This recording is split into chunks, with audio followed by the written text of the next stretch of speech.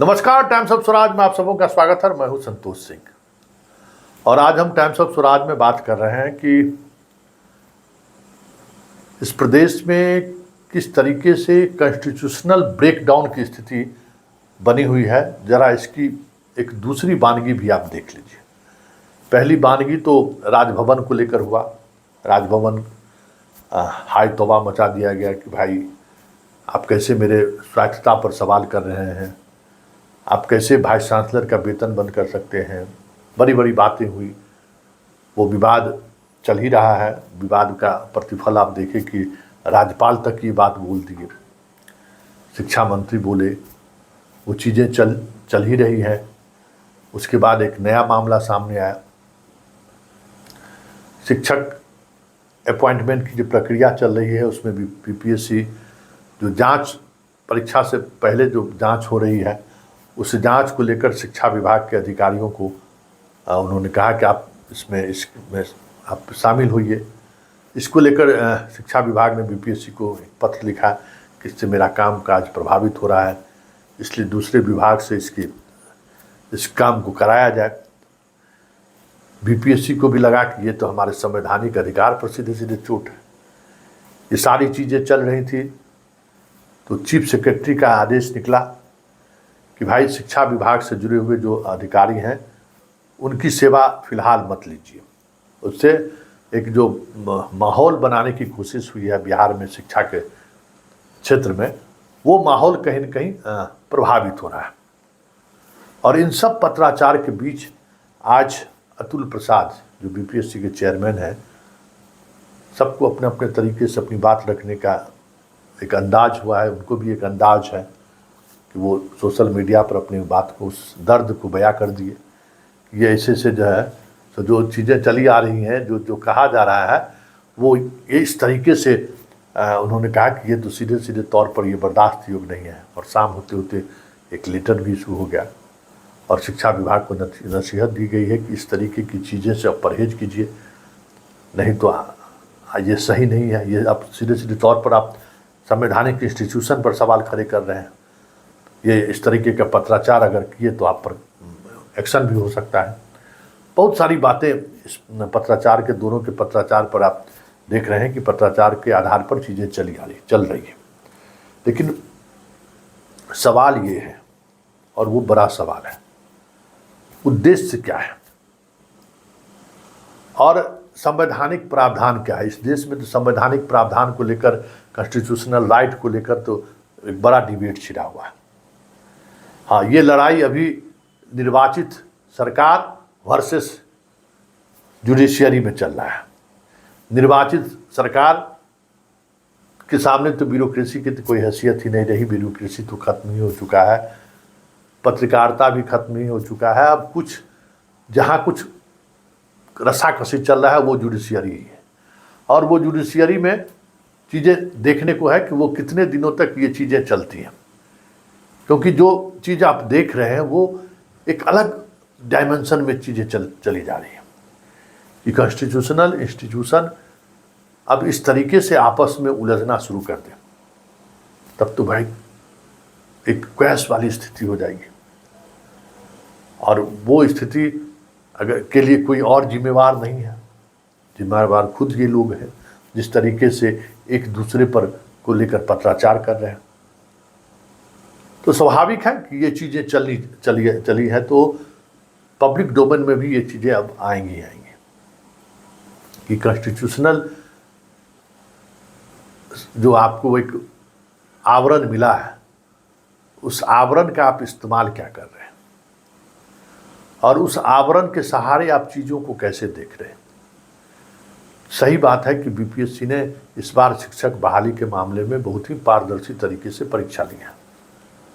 लेकिन बीपीएससी पारदर्शी तरीके से परीक्षा लेने के कई मसलों पर वो फेल भी हुए हैं।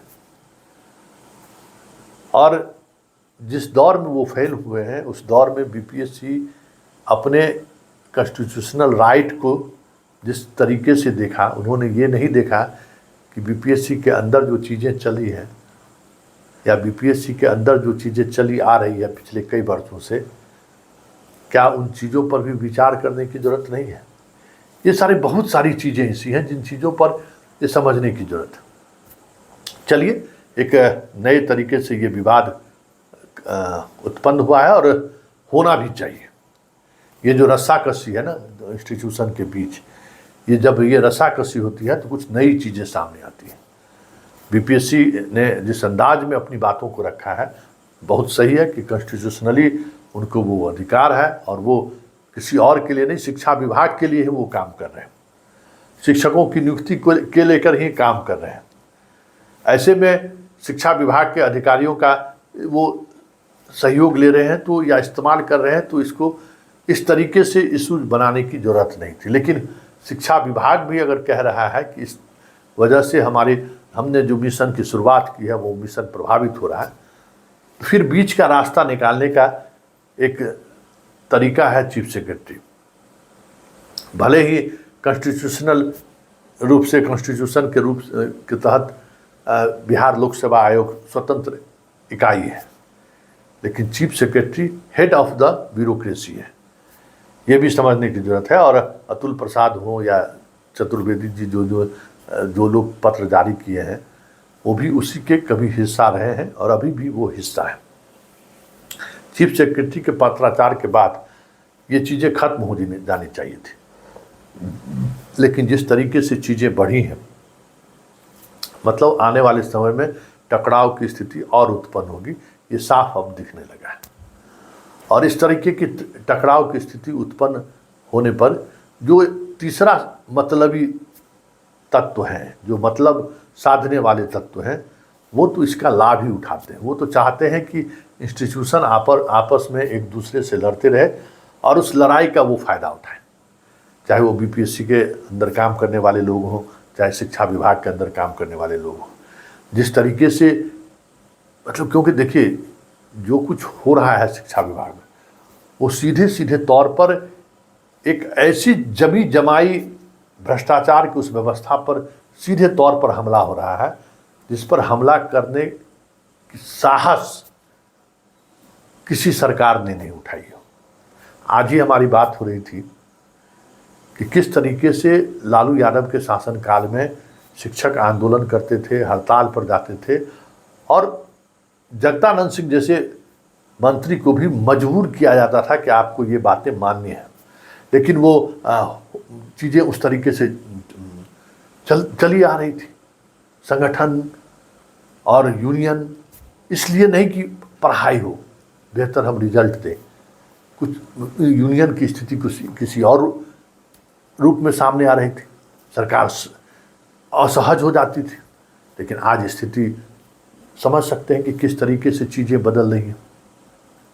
तो मुख्य चीज़ें हैं, प्राइम चीज़ है कि कोई भी इंस्टीट्यूशन हो, आपको संविधान जो भी अधिकार दिया हो, पहला आपका कर्तव्य यही है कि आपके किसी निर्णय से, आपके किसी आदेश से आम लोगों को तो प्रभावित नहीं हो रहा है। अगर स्कूल में ताला बंद हो रहा है तो ये जिम्मेवारी भी बीपीएससी के चेयरमैन की है कि आप देखिए कि ये बिना बंद हुए कैसे ये चीज़ें हो सकती हैं, क्योंकि ये ठीक है, पहले कोई प्रायोरिटी नहीं था। मतगणना हो, जनगणना हो, जो भी गणना हो, कुछ भी हो, मास्टर साहब लोगों को भेज दीजिए, लगा दीजिए।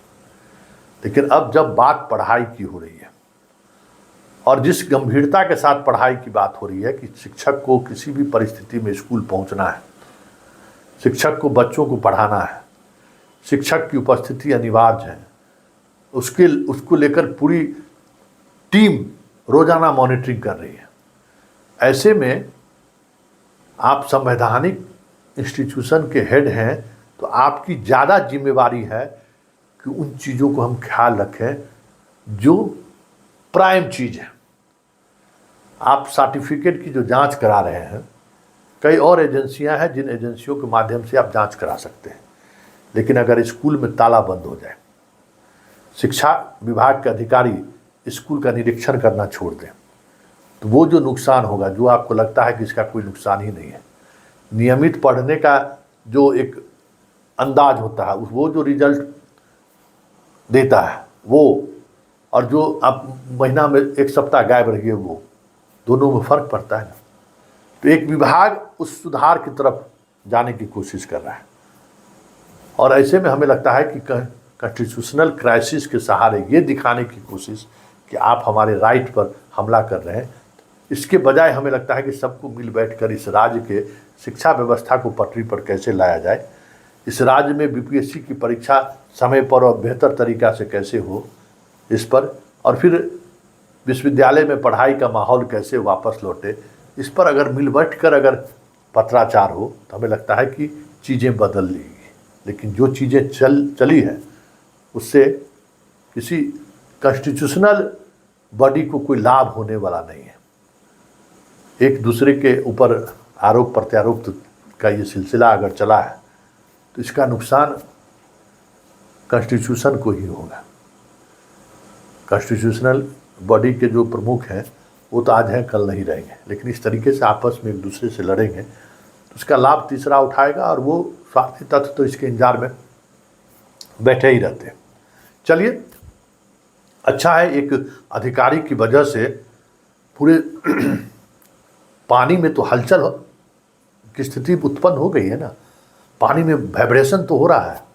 अब इस वाइब्रेशन का रिजल्ट जो भी निकले, लेकिन इतना तय है कि शिक्षा विभाग में के पाठक का जो ऑपरेशन चल रहा है, उस ऑपरेशन के बाद जिस तरीके की प्रतिक्रियाएं आ रही हैं वो देखने वाली है और समझने वाली है कि आखिर दर्द की वजह क्या है, क्यों लोगों को अपने कॉन्स्टिट्यूशनल राइट को याद आ रहा है कि भाई हमारे क्षेत्राधिकार पर हमला क्यों इस तरीके से लोग लेना शुरू कर दिए। और अगर आप इन चीज़ों को समझना शुरू कर देंगे तो तय मानिए जो चीज़ें चल रही हैं ना, उन चीज़ों के बारीकी को भी आप समझना शुरू कर देंगे, क्योंकि अल्टीमेटली फोकस जनता है और जनता तक संविधान द्वारा जो प्रदत्त अधिकार है वो भी जनता तक सही चीज़ पहुंचाने के लिए ही उन्हें अधिकार दिया गया है कि भाई परीक्षा निष्पक्ष हो, परीक्षा में कोई धांधली न हो, सरकार का कोई हस्तक्षेप न हो। ये रहा है, लेकिन क्या हो रहा है सबके सामने है। अगर ऐसा कुछ नहीं होता तो व्यापक घोटाला नहीं होता, ऐसा कुछ नहीं होता तो नीट घोटाला नहीं होता। तो ये सारी चीज़ें भी इसी सोसाइटी में उसी कॉन्स्टिट्यूशनल बॉडी के द्वारा संचालित होता रहा। लेकिन ये जो चीज़ें सामने आई है, ये एक बेहतर रिजल्ट लेके आएगा, ये भी दिख रहा है कि आपस में जिस तरीके से संघर्ष हो रहा है कुछ बेहतर चीज़ आएंगी, ये अब दिखने लगा है।